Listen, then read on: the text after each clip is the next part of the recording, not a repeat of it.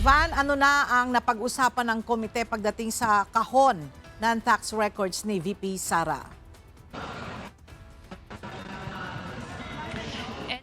Uyang nagdedebate itong mga miyembro ng House Justice Committee matapos ilabas itong tax records ni Vice President Sara Duterte at Attorney Mance Carpio na nakapaloob pa rin sa isang selyadong kahon na pinirmahan mismo ni Bureau of Internal Revenue Commissioner Charlito Mendoza matapos niya itong iwanan sa kustodiya ng House Justice Committee noong nakaraang pagdinig April 22.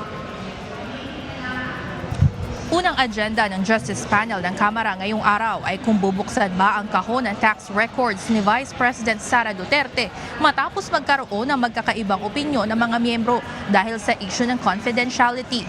Ayon kay Justice Committee Chairperson Jervil Luistro, posibleng makita sa income tax returns ng BICE ang paliwanag sa mga money transactions, gaya ng kawalan ng cash at cash deposit sa bangko, 88 million pesos na kabuuang net worth, bilyon-bilyong pisong transaction na inihayag ng Anti-Money Laundering Council, maging ang mga luging negosyong nakapangalan kay VP Sara. Isang selyadong kahon mula sa BIR. Punong-puno ng ebidensya, ngunit nananatiling sarado, nananatiling selyado. Nandyan daw ang mga report ng Vice Presidente sa kanyang mga kinita sa mahabang panahon.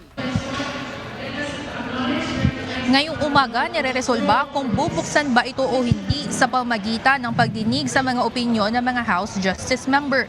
Ilang miyembro ng minority bloc, gaya ni Mao-Mayang Liberal Party List Representative Leila de Lima, ang naniniwalang dapat itong buksan upang masuri ang income tax records ng BICE bilang constitutional mandate ng Justice Panel sa pagsasagawa ng impeachment proceedings. Dagdag pa ng iba, full transparency ang dapat maganap sa pagdinig, lalo na at dokumento ang sinagpina at hindi lang simpleng kahon mula sa BIR.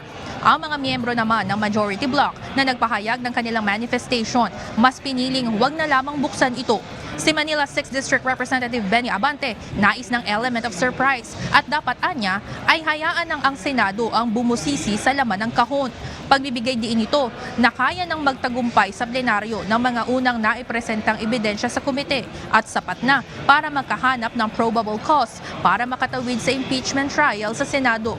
Para sa iba pang kongresista, kailangan maging maingat sa mga batas na maaaring malabag upang hindi mauwi sa wala ang mga impeachment proceedings at tuluyang marating nito ang nararapat na konklusyon.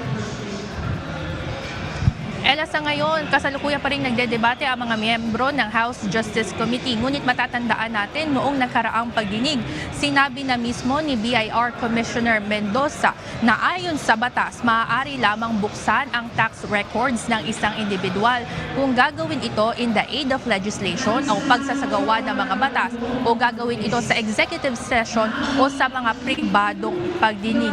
Yan muna ang update mula dito sa House of Representatives. Balik sa inyo dyan, Ella. Maraming salamat, Evan Alvarez.